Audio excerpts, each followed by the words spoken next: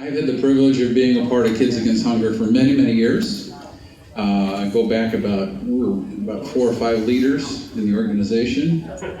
I've traveled extensively with a lot of them. I tell you what, you've got a real prize in Nick. All right, this man is the man for the job.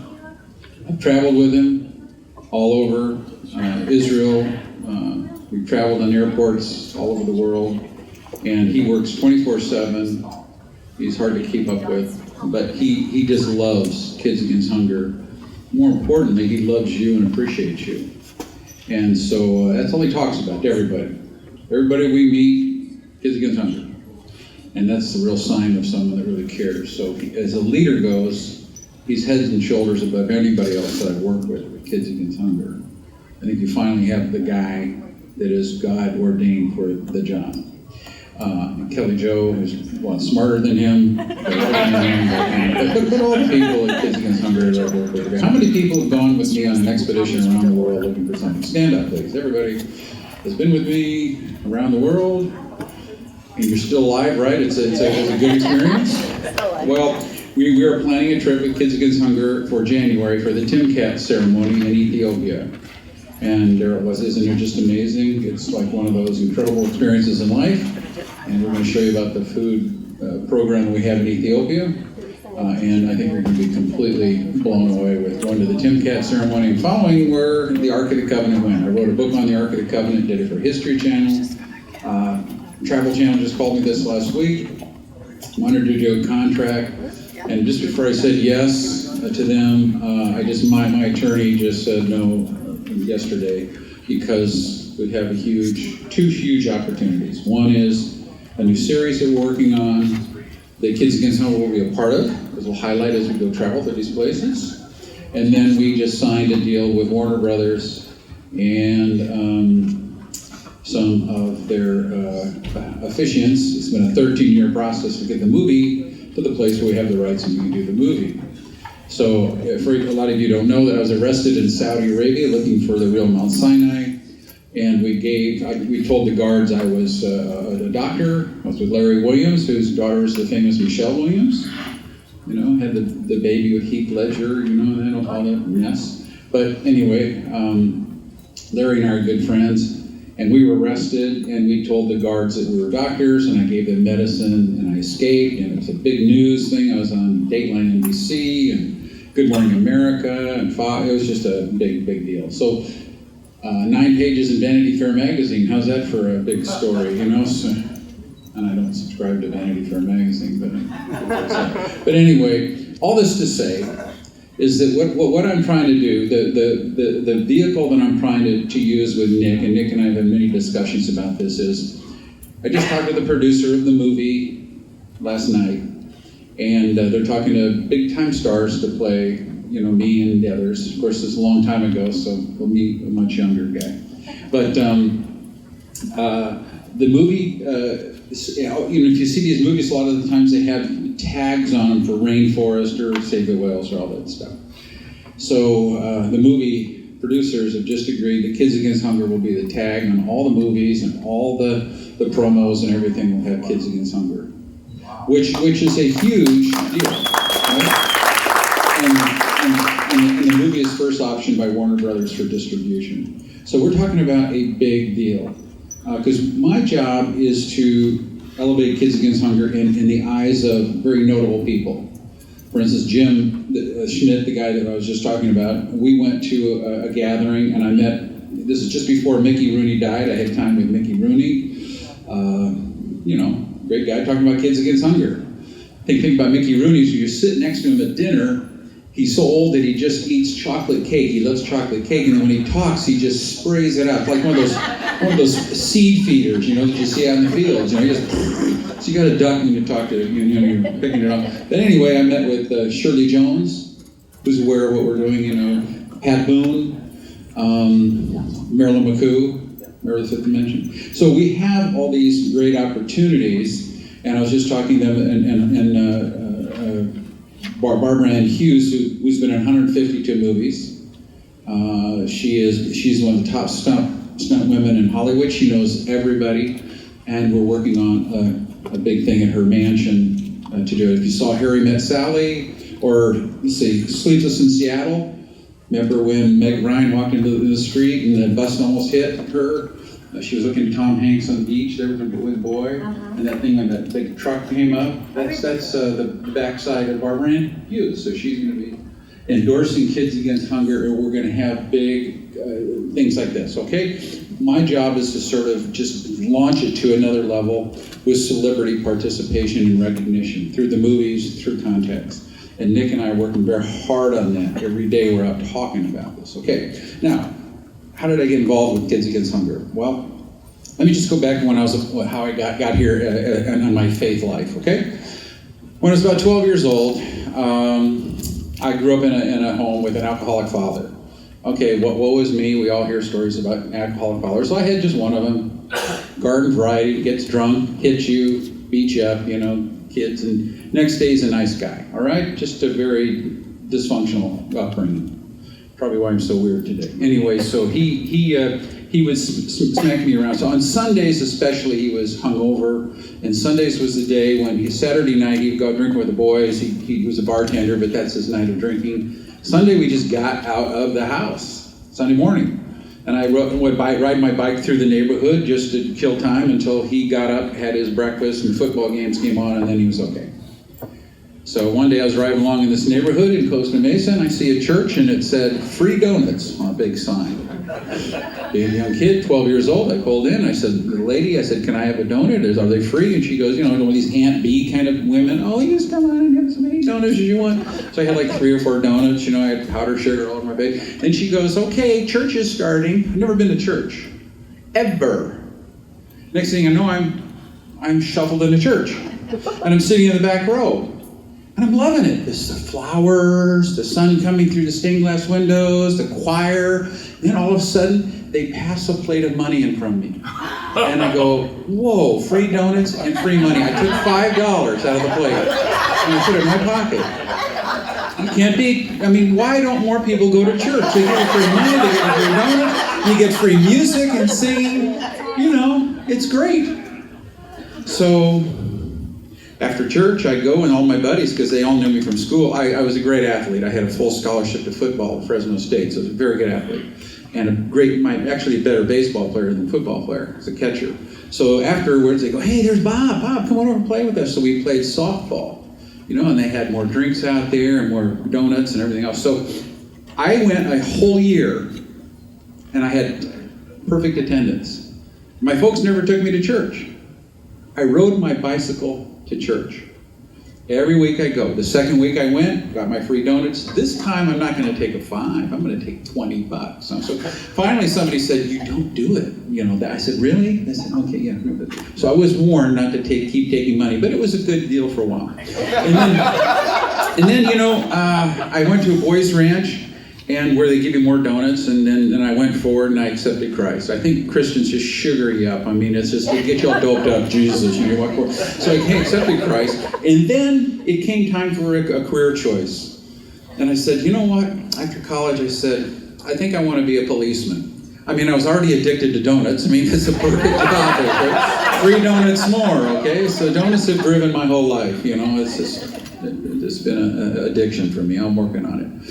So then I became a motorcycle officer and became a crime scene investigator. And then I graduated from the FBI Homicide Institute. So I'm a specialist in dealing with murders and dead people and stuff like that. So then and I was on the SWAT team. So after about 10 years of being a cop, I got in a very bad shootout.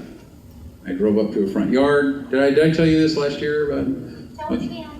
Tell again, did I tell you? I did tell you last year. I wasn't here last year. Okay, I got a call that there was a truck on fire in somebody's front yard, and I was right around the corner. I was dressed like this. I was plain clothes. Of course, then there was a lot more polyester and, bigger lapels. But had a 9mm on my hip, and I walked up, and there was this truck on fire in someone's front yard. And I didn't know, but the night before, he had gotten a drunk driver charge, and his family left him, and he lost his job. So he figured, okay, I'm going to kill a cop in retribution, and I happen to be the cop.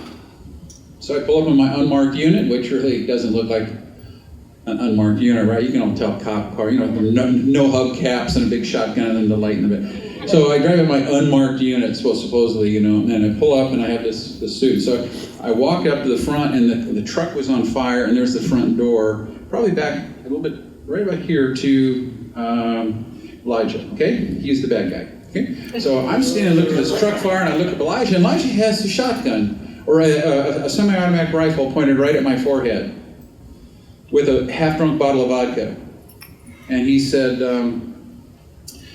are you a cop? I'm gonna kill a cop. And I said, no. And I backed away, and I got behind my police unit. Let's just say that this is a police unit. You get behind the wheels because the bullets can't go through the wheels. Bullets go through everything, okay? Windows all around you, all through the body, but you get behind that big axle, bullets aren't gonna go through there. So bullets are, tree branches are following me, asphalt spraying up in my legs and my face and everything. So I'm sitting there, and all of a sudden, they sectioned off the streets. ABC came, NBC, CNN, helicopters, live on TV, you've all seen it in the news. And here I am behind the car. I can't go left or right because the bullets are just flying. He had 700 rounds of ammunition, right? So I'm sitting here, and all of a sudden this is going, and the helicopters are going, and all the people, thousands of people behind barricades, and all wanting to see what's going on. And all of a sudden I'm out there for 3 hours. And I realized that I had drunk 5 cups of coffee that day. I'm in a tough place. You know what I mean? Yeah. You gotta go. And as a policeman, you can't pee on yourself when there's helicopters and the news watch. It's just a deal of embarrassing, and all the guys would rib you forever.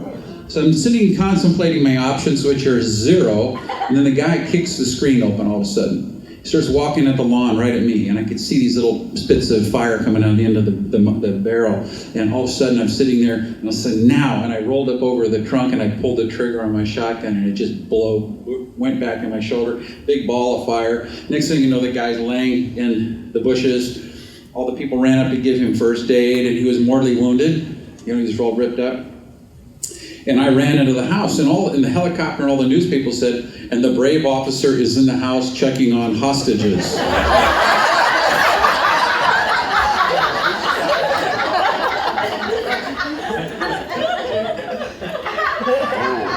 I came out about 2 minutes later saying, everything's okay. No hostages. Helicopter, no hostages. So, then I walked over and I looked at this man, and he looked up at me. He looked at me, and his eyes just dimmed, like this. The man that had been my roommate, Sig Swanstrom, who was a strong Christian, lives in Texas now. Sig was witnessing to him, saying, you've got about 3 minutes and you're going to be dead. Let me tell you about Jesus. And the guy wouldn't answer. He pleaded with the guy, and he wouldn't answer. And I stood over him and I looked at him as his eyes went to death. And I held the shotgun. It still had smoke smell in the air. And 2 weeks later, I left the police department. This is after 10 years. Now, I don't know if I was scared. I don't know if it's just about time. I try to reach back because I love being a cop. But 2 weeks, I found myself leaving the police department and disoriented and depressed. Didn't know what to do because I love people. I never wanted to kill somebody. I want to help people. I tested 97% mercy when I was a police officer, and they said, when I went through the academy, they said, you can't be a police officer. You just care about people too much. It's kind of a sad, statement to me, but I just care about people, and I watched them die. And so I left the PD, and I went out and I started a business with my brother Paul. And we started a very good business, development in Colorado, real estate, built up about 125 employees. And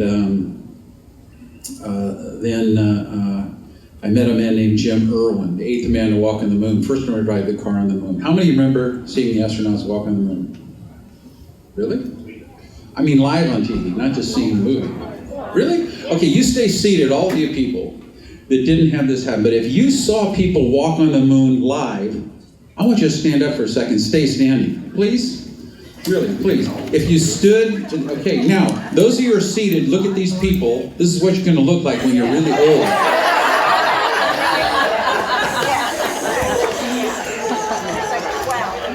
Makes you want to floss and eat vegetables, doesn't it? You know, it's kind of scary, all right? And I was one of the people that saw it. And Jim, God bless him, Jim was just a great guy. And he took me around looking for Noah's Ark. And since then, I've been on 67 expeditions. I've been arrested 5 times in the Middle East by Muslims. Escaped in the Saudi story that they wanted to do the movie on. Told them we were doctors. It came up, all the guards. We gave them sleeping pills. Long story short, we had guns to our heads. They were going to kill us. They all fell asleep, and we escaped across through Saudi Arabia. And so it's a fabulous story. And it's much more dangerous than Argo. They want to do it like an Argo because we have a lot more suspense in it. And so they're talking to some top movie stars right now to play my part. I can't tell exactly who they're talking to, but they're well-known figures. And of course, the movie, and I talked to Nick about it, everything is leveraging Kids Against Hunger through this process of contacts, of the Hollywood contacts, of the Hughes contacts, of the Dean River, all of them will be exposed in partnering with Kids Against Hunger. And I already have verbals on that. Okay? And then I'm working with Scotty Rummel, who's the voice, if you go to the theaters, you hear the voice of the Jurassic Park guy, 2 men going through the desert. That voice, you'll recognize him right away. He's doing our voices for us too, through Scotty Rummel, through Dean River. So we're going to have, when we do our things, we're going to have the top voice in the world doing things for Kids Against Hunger. We want to put us in a position of more exposure and more quality recognition as a brand. All right. So let me tell you what I've done for Kids Against Hunger. I've been through Manila, Ethiopia, Kenya, Israel, and a few other places, all right? But let's just talk about those 4 places really quick. When you go to Kenya, when I went to Kenya, there was this family that I met with. We have bags of Kids Against Hunger with them. I'm talking with them. And they said, well, these 2 guys I was talking with, and I have a picture of them, and they were killed the next day for being Christian. And then the village that we were exploring for them, the women knew that the Muslims were coming that night to kill the village. And so the men dug pits and put grass mats over them and covered them with dirt. And the men stood there, not running, knowing that they would be killed. And that with the body count, the Muslim fanatical people, that we do have radical Islam terrorists, by the way, were shot, and the men stood there and knowing that they would have to die after they get shot, that the men would get in their trucks and go off. But if they ran, they start searching around. So the women in the morning lifted the mats covered with dirt, and they all survived. Every woman survived. Every man was killed.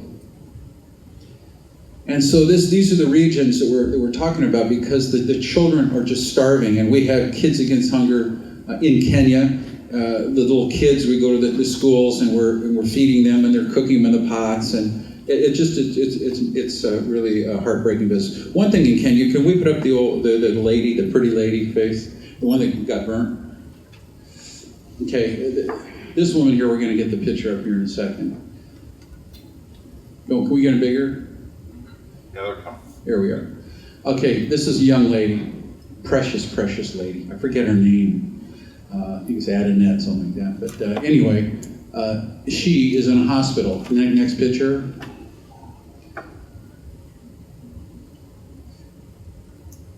You can see the tear coming down her face. Look at her pretty face, and then look at her body. She professed Christ as her faith, and in Kenya, her husband poured cooking oil all over and lit her on fire. The little tear going down her face, but she was released from the hospital. She couldn't pay her bill, and on behalf of Kids Against Hunger, I paid it, and her village is being taken care of over there. So Kids Against Hunger has a reach far beyond just feeding people. As representatives, we're trying to stop pain wherever it is. So Nick and I have a partnership with a neonatal clinic in Ethiopia, where we have 1 out of every 5 children are dying. So Kids Against Hunger, I brought into the fold of the brand of that. Of course, I'm supplying the finances, you are not. But you're getting the recognition, which is the value exchange I'm trying to give, the brand acceleration. We're also built an orphanage, and we've seen the orphanage, and we've seen Bob's school, right? Yes. Okay, the kids come out, and they call me Mr. Bob. So we built a school. We had 650 kids last year. This year we have 1,050 kids in the school that Kids Against Hunger is partnering with in the school to elevate the brand and recognition. The next thing, we just had the neonatal clinic. I don't even know if it's finished. I was over there when they were doing the foundation. I'm going over in January to a trip, and I'd love Kids Against Hunger people to go with me. I'm not kidding. It'll be the trip of a lifetime. And can you, isn't the trip of a lifetime? Yes. You can't imagine how the festivals and the singing and everybody around, and I know them well, and they take really good care of us. It's the trip. I know Israel's great, I know the world, but Ethiopia for some reason I've been there 20 times. So we have a little orphanage that we started called the White Rose Orphanage that we did the seed money on for AIDS babies. The mothers there are saying, I'm going to die, I want my children taken care of, and so we take care of the kids till they're 16 and 3/4 years old, and then they're out into the community, but we take care of them to that time. Kids Against Hunger, partnering with us in that. Okay? Let's see, we got Ethiopia. Oh, Manila. I went over to Manila.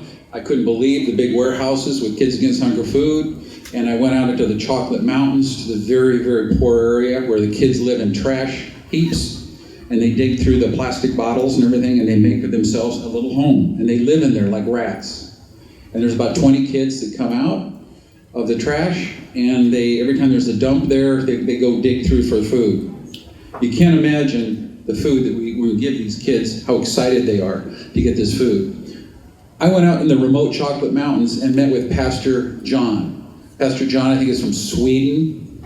Sweden, I think it is. Switzerland, Sweden, one of those. Anyway, fine young man, good-looking guy, blonde, and he says, so he took me on a walking tour in the area of the Chocolate Mountains, where there's a big presence for Kids Against Hunger. And we're walking. He took me and he showed me these women cooking Kids Against Hunger stuff. And they're cooking with banana, and they put this great formula, and they said, eat this stuff right out of the oven. It's just Kids Against Hunger muffins.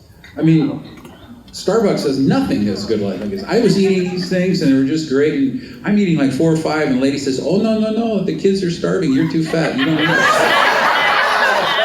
So I stopped at 4 because they were just so good.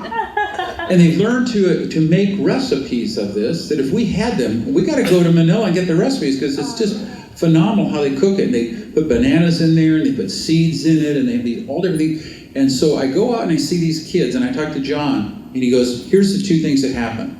He goes, first of all, their grades have just shot up because their minds get the vitamin B. Their brains get vitamin B. I didn't realize this, but when you're really malnourished, it affects your intellectual capacities. So it raises their grades phenomenally, because it's like, you see, Kids Against Hunger is not food, it's medicine. These kids need this stuff because they don't get it in their local diet.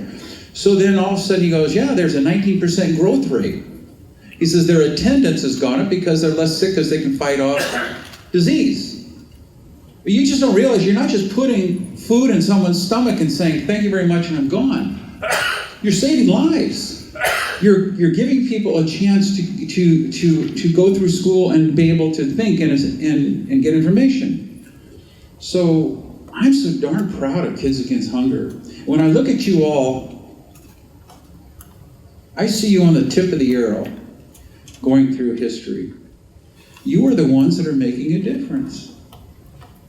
The angels are the choirs are singing and rejoicing and what's going on in this room. Because our commandment is to help the widows and the orphans, to feed the poor. And you're doing what God has commanded. But God, the Lord of heaven and earth, you are doing it. And so to be a part of Kids Against Hunger, for me, I'm just so overwhelmed that I'm even up here standing talking. I feel so unequipped to do that. I want to just close with one story on this part, and then I'm going to show you a video on where I think the temple is. We'll do the archaeology stuff, which is amazing, but Kids Against Hunger to me is equally or much more important. But Dr. Robert, thank you for your message last night. Can we give him a hand for his great message? I had dinner with him. Here's a guy that's nuclear charged for God. And it's an honor to just sit at the table with you and share a meal. I want you to know that. Okay, I'm humbled because he's such a great man of God. But when I hear him say God spoke to him, you know, several years ago I used to hear people say that all the time, God spoke to me. Well, I never heard God speak to me. I'd like him to say, invest in these stocks, or, you know, I'll get you a good deal on a Chevy, you know, if you go down there, I'll help negotiate for you, you know, I get 20% off maybe. But God never spoke to me. Nothing. I prayed and prayed and prayed that God would speak to me. And when people would say, God spoke to me, I always got really, almost said to him, come on, give me a break. I mean, literally, God speaks to you, you hear a voice. So I mocked those that said that they saw God. Privately, I didn't do that. If they said it at a table, I just smiled, you know, didn't want to embarrass anybody by saying, I think it's ridiculous. I don't hear God speak. I've never heard God speak. I don't think God speaks to people. And then I got 11 blood clots on my lungs. Hurt my back on a missions trip so bad that I was in a wheelchair and walking with a walker for 6 months. So stagnant that I got all these blood clots and everything. And the doctor said you should be dead. And so one day after taking a lot of medicine and walking out on we live on an area with a golf course behind us, so we can go for a walk on that. I was taking walks out for about 100 yards and then coming back home. I finally got up to 100 yards of walking with a walker, and the pain was so bad. And then I'm coming back, and all of a sudden I stopped because in front of me was this vision.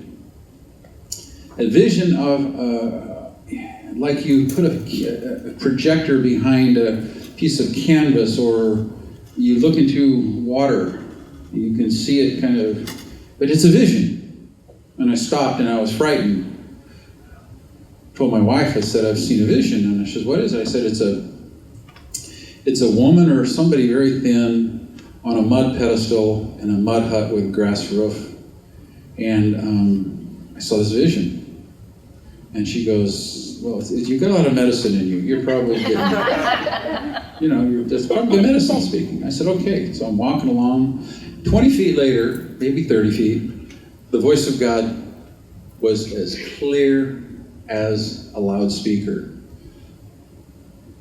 It said, you can save this person. That's all we said. So I asked my wife if she'd heard that. She goes, no. I was so troubled by it, I talked to 20 people about it. I said, I heard a voice from God. It has to be from God, or maybe the medicine is doing it. But it was so real to me. A year goes by and I've forgotten all about the voice and everything else, and I'm driving in Ethiopia. Did we ever go to Lalibela? We're driving along. There's a village with grass huts and stone walls and everything, which is typical in Ethiopia. And I was driving along the bus, and I had a busload full of people, and I'm the tour guide.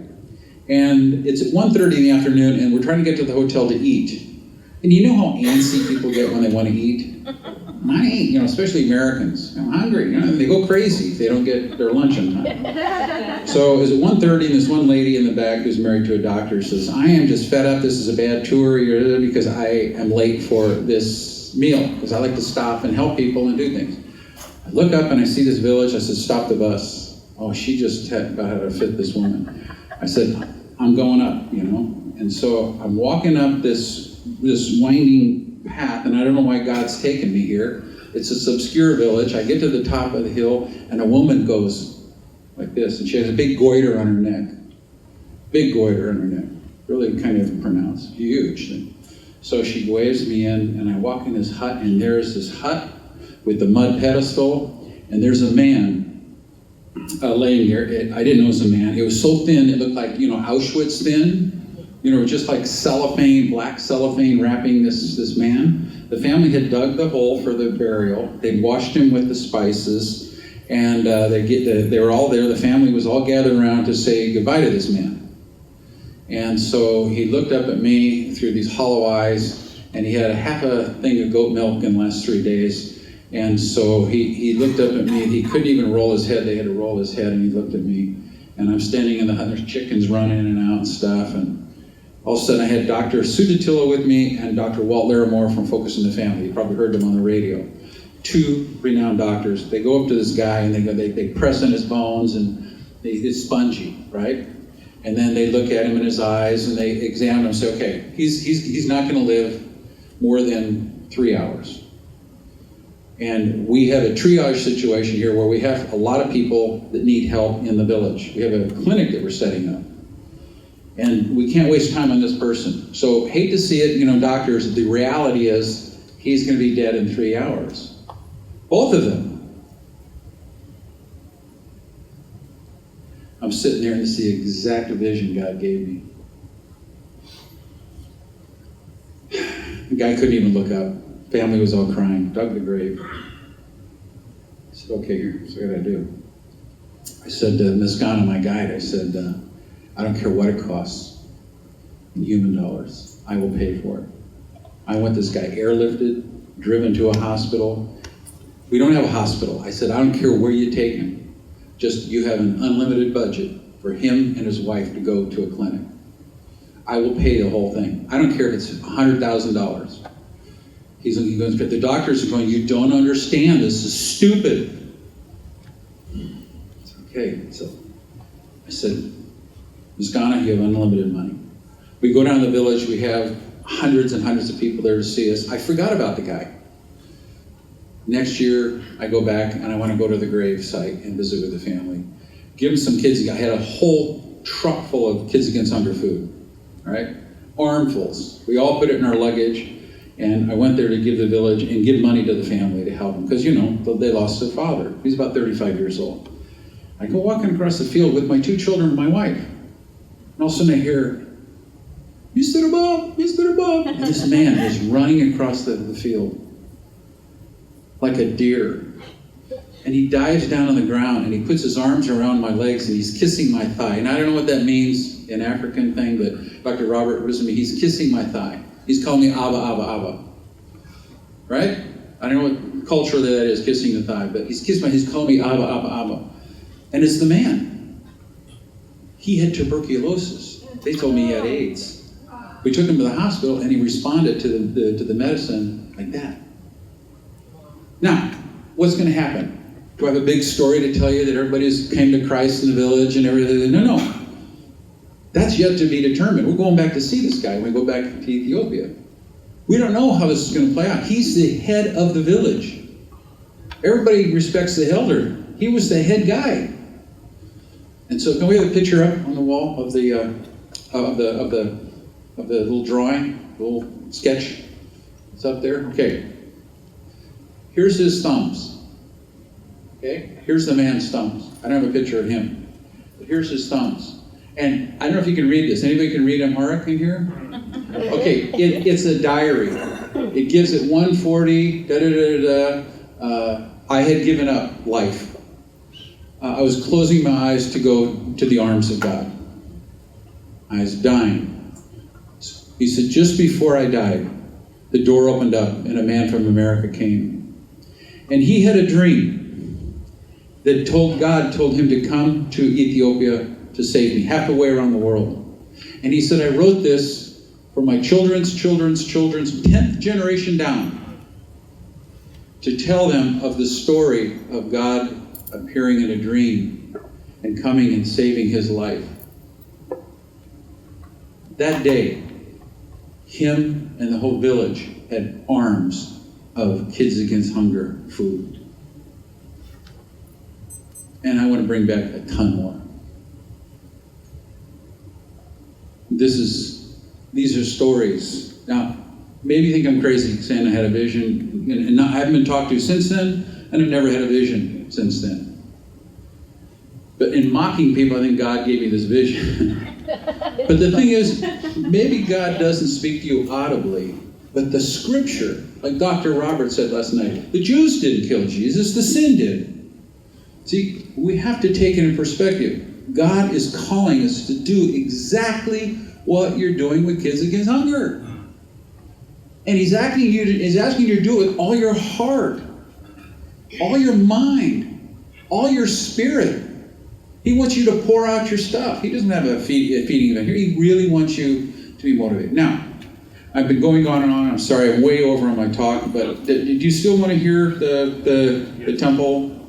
Where the temple's located? The new temple? It's amazing. It's cutting edge. Yeah. I've got to really segue right here because it's hard to but I think you know where my heart is in representing Kids Against Hunger around the world. Now, this is the latest thing. We have a new discovery relating to the temple. It's not my brainchild. It's Dr. Ernest Martin. He cured it from Benjamin Mazer, who was the greatest archaeologist in Israel. Just before he died, he said the temple's in the city of David. This has world-changing implications, if I'm right with it. I just wrote a book, fabulously popular. It's been all over the world. And I just finished my latest book called Golgotha, that if you want to talk to me about it afterwards, or Nick, we can talk about how we get a copy for the folks here if you want to have one at our cost, whatever it is. Okay? So let's go through the temple. I have to say, next slide, because we don't have a clicker. It's a little cumbersome to do it this way, but this is the way to do it. And another thing is when the guy we're doing it together, he missed. So just read over those boxes that are not placed in the right place, okay? Jesus says in Matthew 24 that when Jesus went out of and departed from the temple, and his disciples came up to show him the buildings of the temple. So he's walking away. There are plural buildings of the temple. And Jesus said to them, "Do you not see all these things," which is inclusive? "Assuredly, I say to you, not one stone shall be left here upon another that shall not be thrown down." We're talking about total annihilation. Walls, retaining walls, whatever you want to call them, it's gone. Gone. The temple is completely eradicated. All right, next slide. This is the Western Wailing Wall. You see some of those walls, some of those stones, and they're as big as the Volkswagen, right? And a lot of them are Herodian stones, a lot of them mixed with other stones. People say, well, Herod's the one that built this wall. We found a coin underneath, or early Shukron found a coin from Valerius Gratus, who's the prefect of Rome, and he reigned in about 20 AD. So this wall wasn't even built till 24, 25 years after Herod. Herod didn't build this wall, okay? We found conclusive evidence because the lowest stone, Ellie found a coin there. So anyway, but Jesus says every stone will be knocked down. Okay, next slide. I'm going to go really fast here, I'm sorry, because I don't want to delay you, okay? So here is the temple in Jerusalem. Everybody says that this is the place of the temple of Solomon and Herod. There's probably maybe 10 people in the world that think it's not. I'm one of them. Every day we have more scholars coming on board with this very embryonic discovery that we're going to talk to you about. And it is controversial, and I don't blame you if you think I'm crazy. But in time, if you read Scripture, you're going to see the validity in this. Okay, next slide. The temple was destroyed, just as Jesus said, in 70 AD. Titus came in. There was a revolt in 66 AD, and Titus came in 70, the Roman general, and just wiped out the entire city of Jerusalem, to the point where just a few smattering things were left. Next slide. They destroyed the temple. They sacked the temple. Next slide. Flavius Josephus, the famous Jewish historian, said no one would even have known that a temple was there. In other words, it's just plowed ground. Gone. You wouldn't even know that there was a building there. Next slide. Eusebius says the hill called Zion in Jerusalem, the building there, that is to say the temple, the Holy of Holies, have been utterly removed or shaken down in fulfillment of the word. That fulfillment of the word is Jesus. So he's saying that the hill called Zion, which we'll talk about in a minute, remember that. Put that in your brain, Zion. That's the key to solving this mystery. Zion in Jerusalem, the building there, that is to say the temple, the Holy of Holies, have been utterly removed or shaken in fulfillment of the word. Next slide. Now, the guy from Eleazar ben Yari from 73 AD, who was the commander of the fortress at Masada, said, Jerusalem, is now demolished to the very foundations and had nothing but that monument of it preserved. I mean the camp of the Romans that has destroyed it, which still dwells upon its ruins. Look at this. Everything's destroyed. Temple's destroyed. The city's destroyed. Just a few smattering little walls, crumbling walls. But what is preserved? The Roman fort. So what is the Roman fort? Next slide.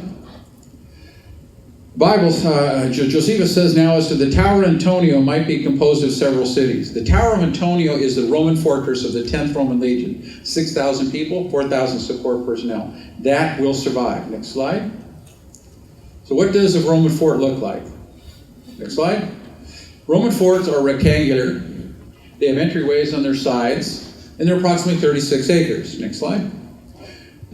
All Roman forts are comprised of approximately 36 acres. They have hospitals, headquarters, granaries, brothels, all this, and so Josephus says it's the size of several cities. Next slide. They're all rectangulars. Next slide. Next slide. All 36 acre rectangular. Next slide. Next slide. These are all models of forts, Roman forts. Next slide. You get the picture, right? All rectangular. Next slide. Yeah, man, this is from Syria. And so here, see?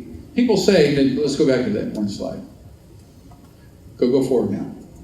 There you go. People will say that the temple is on the Temple Mount. That's where the gold dome is, right there, where they have Solomon's temple, or Herod's temple. And they say this is a temple complex. And they say that's the fort up there on the top. All maps show this. Now you have 6,000 soldiers and 4,000 support personnel in a little area the size of maybe 4 basketball courts.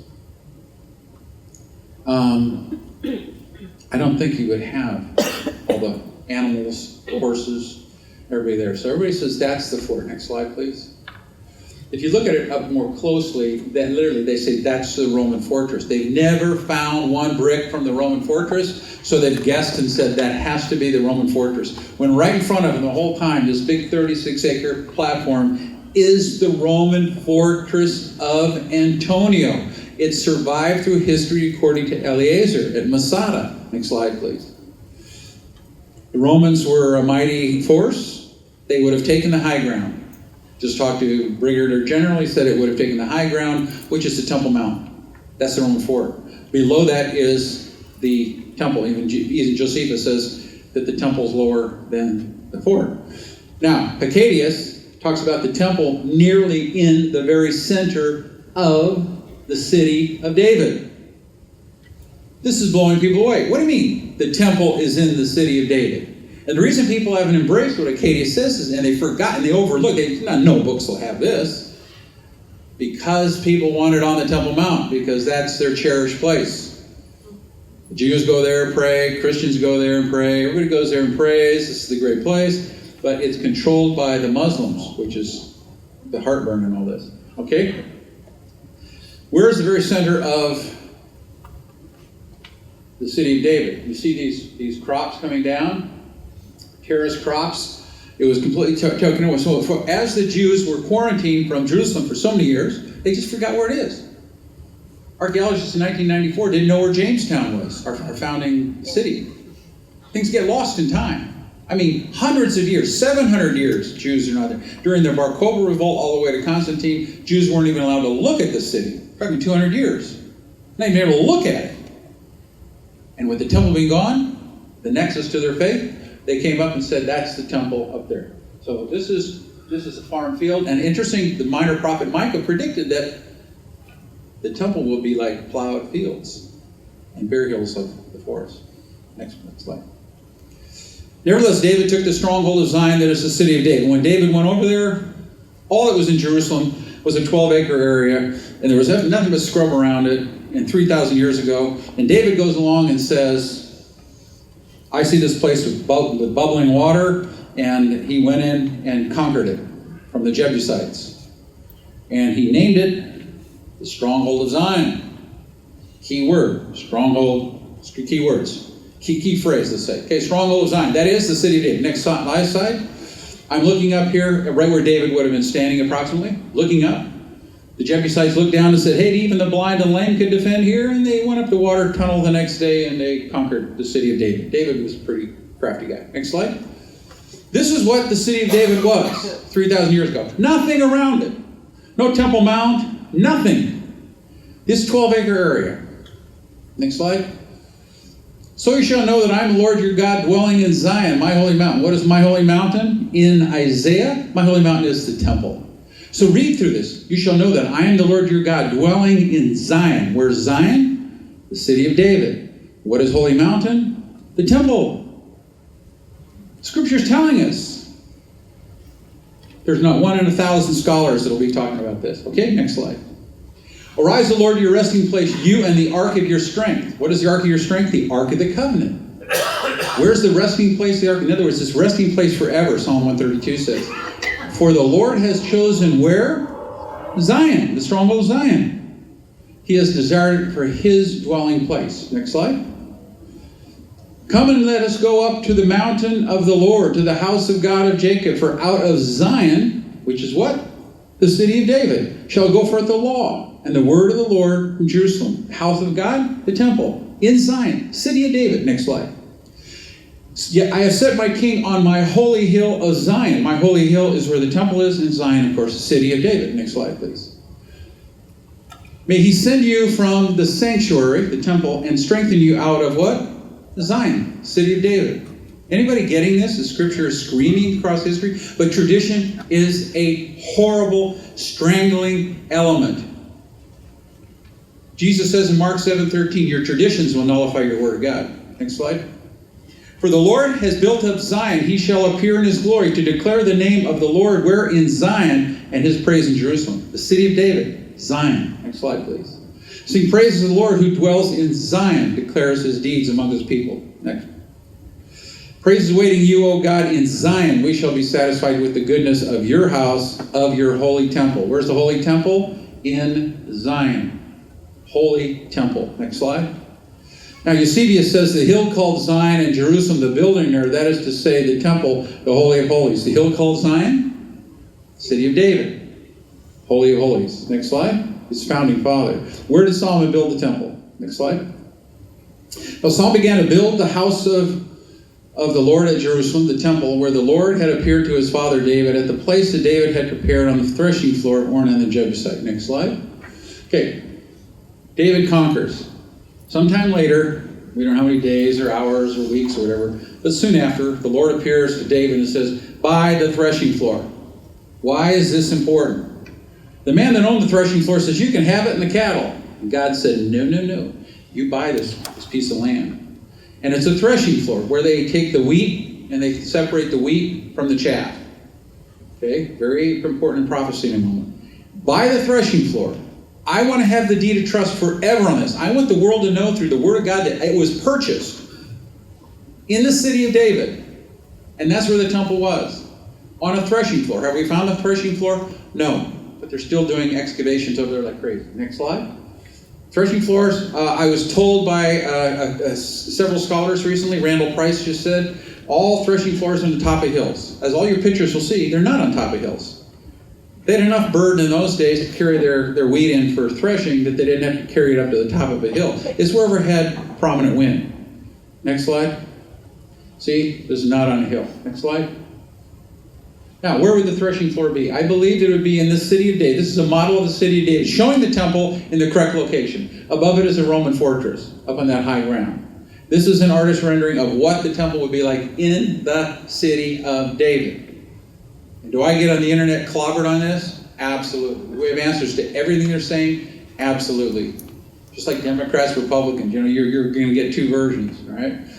Evidence isn't proof, by the way. It's a proper interpretation of the proof, of the evidence. Evidence is a proof. It's a proper interpretation. That's what we're doing here is a proper interpretation, and not letting tradition guide it. Next slide. Why is the threshing floor important? Next slide. It says in Matthew 3:12, his winnowing fan, that's Christ, his winnowing fan is in his hand, and he will thoroughly clean out his threshing floor. That's where the temple will be. Christ will rule and reign there in the temple, where the threshing floor is. He'll complete the threshing floor and will gather his wheat into the barn. The wheat is the believers. The barn is heaven. But he will burn up the chaff with unquenchable fire. Chaff is the unbelievers, and they'll be burned up with unquenchable fire. The stark picture here is Christ is in the temple, ruling and reigning in the millennial reign, and he has his winnowing fan. And he separates the wheat from the chaff. The believers from the non-believers. Next slide, please. The importance of running water. Next slide. There will be an inaccessible reservoir of water as would be expected from an abundant spring gushing up naturally from within the temple. There has to be water within the temple. Gushing water, spring water. You cannot have priests fulfill their sanctuary duties without being anointed with oil and washed in running water, not stagnant water. And there's no water on the Temple Mount. There's only water in one place, in the city of David. So scholars are saying now, okay, they washed in the city of David, but they walked a half mile up to the Temple Mount. Now it's like a surgeon washing his hands and going in. They had to be purified immediately to go into the temple. That's why they had mikvah baths, and then they had the oil, and they went next. A fountain shall flow from the house of the Lord, Joel 3:18. Okay? The temple had a natural spring of water that welled from its interior, Tacitus. This is not the Temple Mount. There's no water welling up on the Temple Mount. Next slide.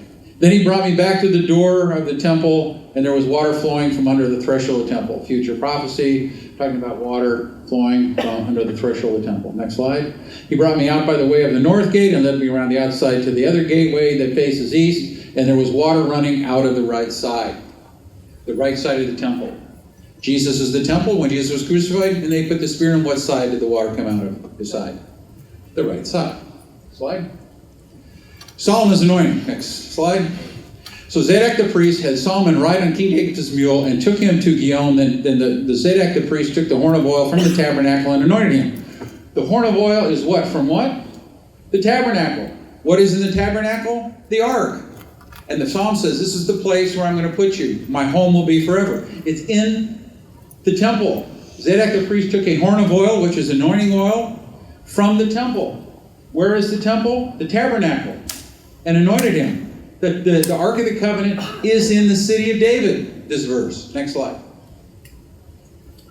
At the time a great stream shall flow from the holy temple and in its name, Gihon. Next slide. The temple in Zion, the Roman fortress up above. Well-known Russian artist painted this for me. Next slide. This is where we believe the gushing water is, and the temple would be above it, and the Roman fort above. Next slide. Here's the running water. Here's me talking. I don't know if we can get the audible here. Okay, rushing water. Give you a little visual of the water that's running. And of course, Solomon killed 120,000 sheep and goats and all this other stuff. Next slide, please. Next slide. This is a temple. This is a ruin recently found underneath the temple. Nick was in there with me. Anybody else going here with me? This, okay. Stephen went, Chris, okay. We're here in this incredible archaeological site. And you can see there's several rooms in here. But this dates back to the time of the first temple. Right below my feet here is an olive press. You can see where the wood beam went in here and they ground the olives. Olives are very important for anointing someone going into the temple. So the olives were pressed here. And if we read Josephus, he talks about Aaron being anointed by Moses with the olive oil and the water, the rushing spring water. We also read in Scripture where Solomon was brought down by a mule to the Gihon Springs, right here, right in this area, right where we are. And he was anointed with the oil when he was a crowned king at the Gihon Springs, which is right where we are. And amazingly, archaeologists have recently uncovered this beautiful area that is dated to the first temple period. And it has within it, for instance, channels. If you look here, this is a channel right here where the blood ran. We have rings that were placed in here probably brass rings of some kind, or bronze rings were placed here, which tethered the animal so they would be able to be sacrificed and killed. Archaeologists have told me that these V's in the ground held the supports when they killed the animals, and they used them for the blood sacrifices here in this sanctuary. That's what the sanctuary would have looked like. It was above ground, now it's 30 feet underground, but you can see the center where the fire is, where the blood would come down. They would have the oil, because we know the oil had to anoint the priests before they went in. The olive oils, where the olives were picked off the mountain of offense, which is the Siloam village, and then the blood sacrifices over the ring. This all fits as an adjunct room in the temple to me. This is part of Herod's temple, possibly going back to Melchizedek, they say, which goes to Abraham. This is pretty heavy stuff. When I went in it, there's only 5 people that had been in there when I first saw it. One of them was Netanyahu. So I was asked by Netanyahu to sign a book, and I gave him one of my books. His aide came to me on the temple. This could be big stuff. Next slide, please.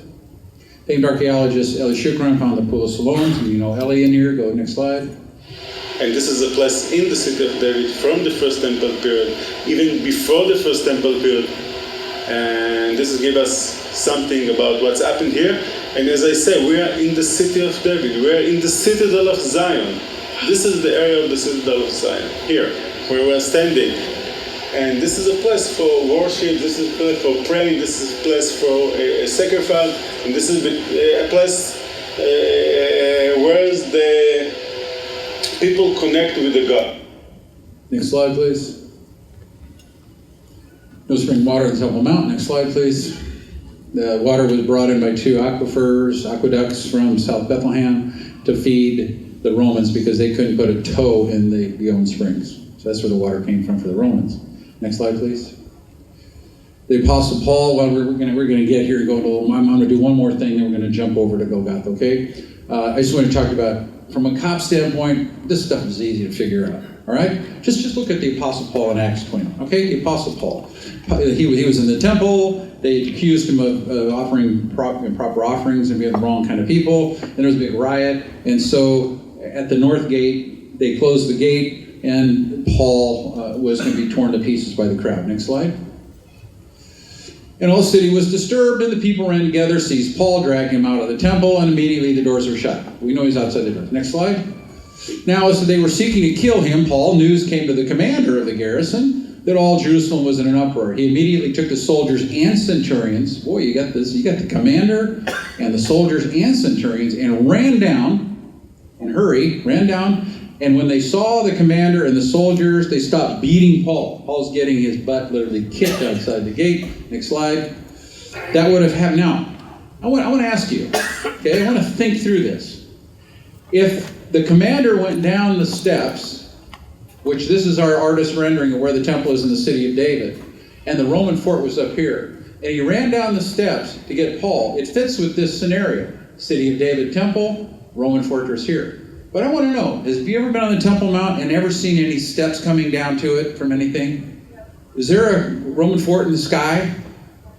See, just this verse demolishes that the temple is on the Temple Mount. From a cop standpoint, done. In a trial, done. Okay, let's just jump over to Golgotha. We got so much to go for over here, and I don't want to belabor it. So let's go to Golgotha really quick, because you got to see this really, really cool stuff. And I mean, even ask you to turn out the lights just to see some of this cool stuff, okay? Because Nick, can we extinguish it? Can you go to Golgotha? The PowerPoint. This is going to blow your mind. If you've got to go, you've got things you can go. But I'm going to go a little bit longer, another 15 minutes. This is going to blow your mind. Okay? Forget that stuff. All the arguments about the temple being on the Temple Mount by the critics, I can answer all those questions. Just trust me that they come out and they go blah, blah, blah, paka, whatever it is. Now, where was Jesus crucified? You're one of the first groups on planet Earth to see this. I've shown this to a handful of people. You are getting it hot off the griddle. All right? Next slide. Where do they believe Jesus was crucified? If you're Catholic, you're going to believe this is the place, the Church of the Holy Sepulchre. That's your team choice. Got to go with your team. Okay? Let's go next picture.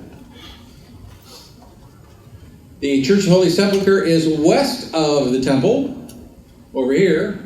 And so if this is the Temple Mount and the right temple location, we shouldn't even have the Church of the Holy Sepulchre as a candidate because it's west of, and Jesus was crucified east of the temple, where the centurion saw the temple curtain rent. So this should be eliminated just like that. Okay? But it's not, because tradition, as crazy as it sounds, tradition is promoting this. Next slide. The Church of the Holy Sepulchre is two domes, and inside the church is the place within 100 feet of each other where they say Jesus was crucified, and then where he was buried inside the same church. Very convenient. They're within 100 feet. These people are in there worshiping and saying this is the holy place. If you're Catholic, I don't want to offend you, but this is all wrong.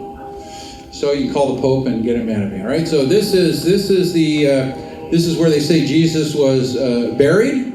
They say this is the place of the cross. Within 100 feet of each other, underneath. How did this come to be, the place? In about 325, Queen Helena, who was the mother of Constantine, the emperor of Rome, she went over to Jerusalem with the goal of finding the crosses. She didn't go there and find the crosses. Her goal was to find the crosses. She's almost 80 years old, make the arduous trip, much older than what she sees in this picture here. But she goes over there and to find the crosses of Jesus. Next slide. She meets a man by the name of Judas, and Judas says, underneath the Venus shrine, I can show you exactly where the crosses are. Okay?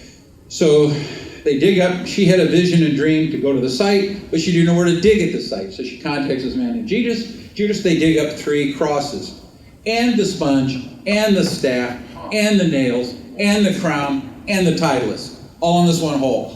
Convenient. So the Romans are going to say, okay, we have a very expensive crosses. They cost about as much as you pay for a Mercedes-Benz today. Really, they were quite expensive. In fact, Josephus says they didn't have enough crosses. They didn't have space to crucify these guys. Why would they take 3 crosses fully formed and put them in one hole stacked on top of each other very neatly? Judas is the guy that says, here it is. He became famous after this, became the bishop of Jerusalem, and became canonized as a saint. Died a very wealthy man. Next slide. But they didn't know which one of the crosses was the cross of Jesus. So they put him on a very sick woman. The first one, nothing. Second one, nothing. Third one, she jumped up and said, I am healed. And that's the cross of Jesus. Next slide. Now Jesus became bishop of Jerusalem, canonized a saint, wealthy man. Next slide. Ernest Martin, Dr. Ernest Martin said, people should realize that Judas was simply an opportunist. Very bluntly said, but I think there's some credibility to what he just said there. Next slide. Eusebius and the Bordeaux Pilgrim. Now, pretty interesting guys. The Bordeaux Pilgrim, don't know if it's a man or woman, probably a man, from what we could see in history. Could have been a woman, but was a pilgrim that went over and wrote about this. Now, Eusebius, we know, he was the church father. He was head of the library of Caesarea, one of the finest minds in the world, and a contemporary to Helena. They don't mention, and he was the pseudo-biographer for Helena. He doesn't mention anything about the crosses being discovered. Neither does the Bordeaux Pilgrim. Isn't that interesting that there's silence? I mean, if you're the biographer, wouldn't you think, wow, they found the crosses of Jesus, I'm going to write about it? No, it was a protest of silence. Next slide. The weight of a cross was likely over 300 pounds, or 136 kilograms, according to Dr. Andreas Lambrianidis. Okay, he did the testing on this. He did an extensive amount of research on this. A cross would have been about 300 pounds. Now, I'm going to beat you half to death. You're a lot bigger than people were in those days. I want the strongest guy in the room. I'm going to beat you to the inch of your life, and I want you to carry a 300-pound cross. Are you going to be able to do it? Pretty heavy, right? What does a refrigerator weigh? I mean, this is heavy. Now, how were people crucified in those days? Next slide.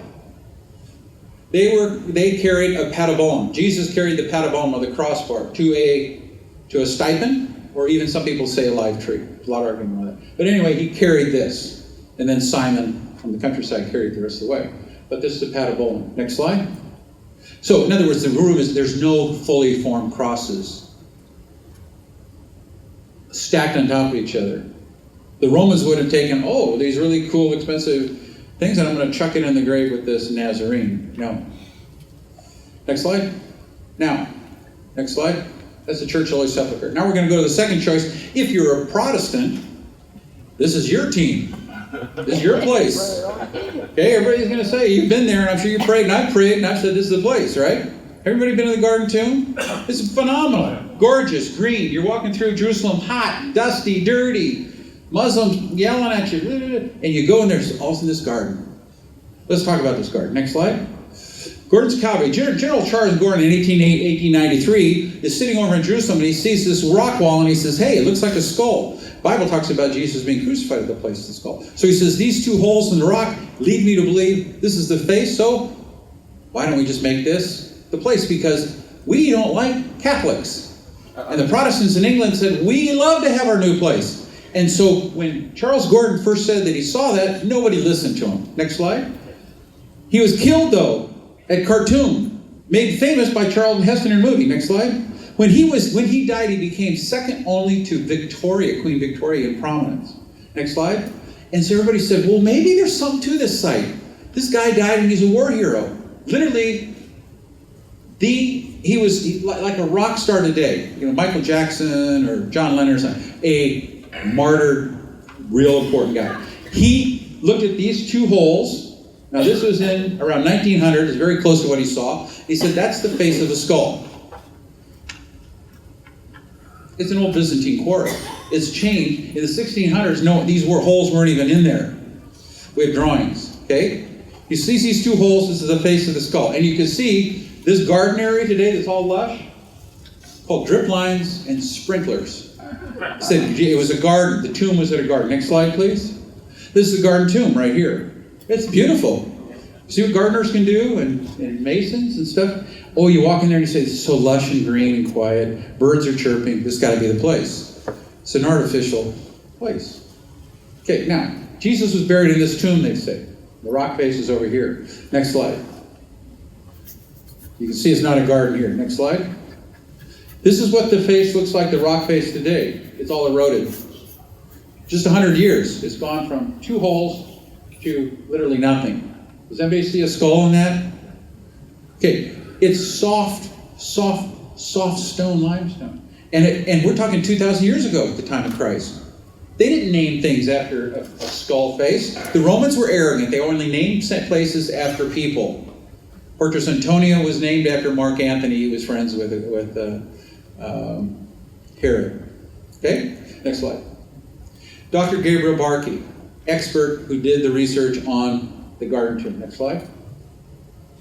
The Garden Tomb is nothing else but a simple burial cave of First Temple period, which is many hundreds of years earlier than the time of Jesus.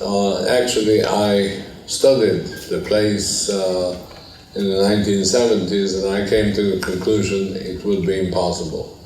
First of all, it has no characteristics of burial caves of the beginning of our era. That is, it is not a first century tomb. I think that the burial cave was used and probably was also hewn out of the rock somewhere around 2,600 years ago in the 7th century BC. It was reused again in the 5th century of the Common Era by Christians. What he's saying is, go to the next slide, he is saying that Jesus had to have been in a freshly cut tomb and unused. This was 700 years old about when Jesus was born. Okay? We have to go through what the evidence says. Emotional entanglement will keep a lot of you Protestants, this is your place. Stan, you probably took people there, right? And had a beautiful visit. But it's not the place. You know, we go back to the story of Jesus. Now Jesus, let's go back to what Joseph of Arimathea gave the tomb to Jesus. It was a very expensive thing to build a tomb. It took years and years and years and years, a lot of men with chisels. And so Joseph of Arimathea gave his family tomb to Jesus, a convicted criminal of blasphemy. He was with the Sanhedrin, and he gives this tomb to Jesus. Now I want you to go back 2,000 years to Mrs. Joseph of Arimathea. Saying, what in the world are you giving this tomb away? This is the family tomb that we spent all this money for, and you give it to this Jesus guy. You know what Joseph said? Honey, don't worry. It's just for the weekend. Now I want to show you where Jesus was crucified. Okay, this is the big end, okay? Okay, next slide. I believe this is not Gordon's Calvary, not here. I believe the temple was here. East of there would have been where Christ was crucified. Okay? East of there, 600 feet east of there, is a knob hill known as Rosh or Head or Skull, place of the skull. Okay? This is the most visual place in all Jerusalem, where they crucify people. This is the road coming down from the Mount of Olives, the Kidron Valley, Mount of Olives, the Silwan. The temple would have been here. The priests would have been watching. The Roman guards would have been watching. This is the most visual place. And they crucify people in the most visual place. Next slide. If the temple is here, if the fortress was here, and we have the two arms coming down that Josephus talks about that are 600 feet, or a state, or a stadium. Then we have the temple there. This is the Mifkad Bridge. That's where they took the ashes, that's where they took the red heifer across. And we're going to hear about the red heifer in a moment. Next slide, please.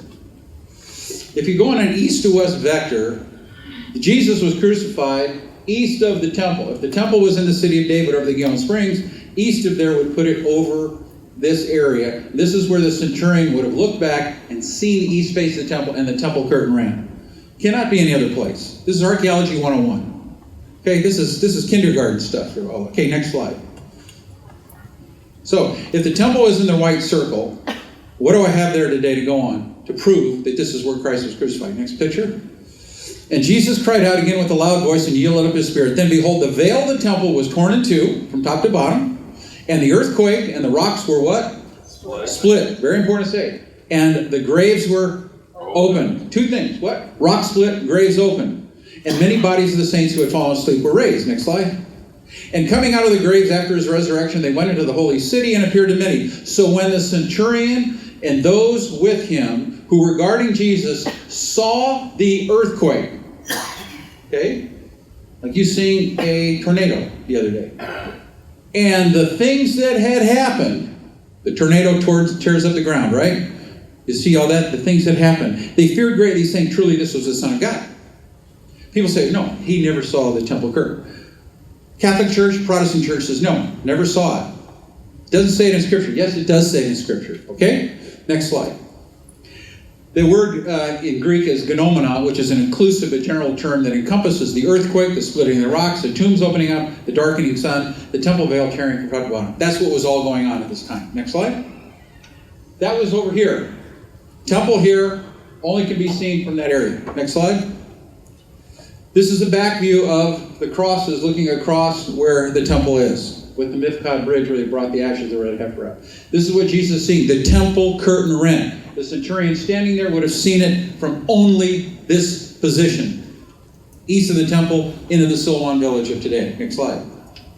It is absolutely folly to look anywhere other than east of the temple for the crucifixion site. He translated the ISV Bible. Next slide. If you want, Dr. Frank Turek, brilliant man. If you want to find the crucifixion site, first the temple and then go east from there, this is a directional imperative. East of the temple. Next slide. In no way was it possible to view the temple curtain hanging in front of the holy place from any other area around Jerusalem other than from the east. Next slide. If the huge veil, now this guy, Professor W.A.C. Friend, Cambridge, if the huge veil described as 55 cubits high and 60 cubits wide was rent, this could only be seen from east side of Jerusalem. Are we getting it? Next slide. Women who were accused of adultery were taken. Oh, I'm just going to go through this. All these are talking about people being crucified or judged east of the temple. Next slide. All these people are being, the scapegoat was led into the wilderness east of the temple. Ashes of red heifer were burned east of the temple. Okay, you get it? East of. Next slide. What is east of the city of David? Now you're going to see where Christ was crucified. All right? You don't want to leave right now. I want to miss your plane even. Okay, this is what's east of the temple in the city of David. A big mess of houses. How could I ever prove that this is where Christ was crucified? impossible. Next slide. The Silwan village is east of the city of David exactly. Next slide. What is the Silwan village in old times? Next slide. You see this area? This is a photo from 1850. It's one of the first photos ever taken in the world. Taken by a guy named Augusta Salzman. Later, the other photographs are taken by a guy by the name of Bonfils. Look at the cliff area. Okay? You see the uniqueness of the cliff area? This has fallen off. This is 600 feet due of the east of the city of David. Next slide. That's what it looks like with an artist rendering of what it looked like with the tombs. See the holes in the wall for the tombs? Okay? Now this whole section has fallen off, opening up the tombs. Next slide. Today, we have this whole area has fallen off. These are tombs. 11 tombs exposed, only to be found in photos diligently researched for years by myself and my staff. Next slide. These are the 11 tombs locations. Okay? You can see where the body laid in here and here. And what happened when Jesus was crucified? The rock split and the tombs opened up. Next slide. This is in the city of this is now over here. So this cliff area is back over in here. Okay? You'll see the top of it right there. Next slide. This shows you, okay, look at this one tomb. See that tomb up there? That line going there? See that in that box? This is a photo from today showing what it looks like. I went back in there, bribed myself in, not proud of that, but you know, I'm a scoundrel when it comes to archaeology. I will do anything. So I paid my way to get in, and I found that they had lights up there, propane tanks today. But look at it. This is where the body lay. That's that line up there. And what is this? This is all chiseled away. All this is chisel marks. What's this? This is a rock that has split. No chisel marks here. The body has about 4 inches to rest on. These are the tombs that opened up when Christ was crucified. Next slide. This is columbarium. You can see the houses are obstructing, but they didn't build over here, thank God. So these are the houses obstructing, Muslim homes. This is a very dangerous area, the Palestinian Silwan village, very dangerous, but I got in, got to know the families, had meals with the families, finally gained their trust, and they let me go photograph this. These are 2 dark columbariums. Okay, this was all covered. This is a tomb that went out like this at one time. Now it's fallen off. Next slide.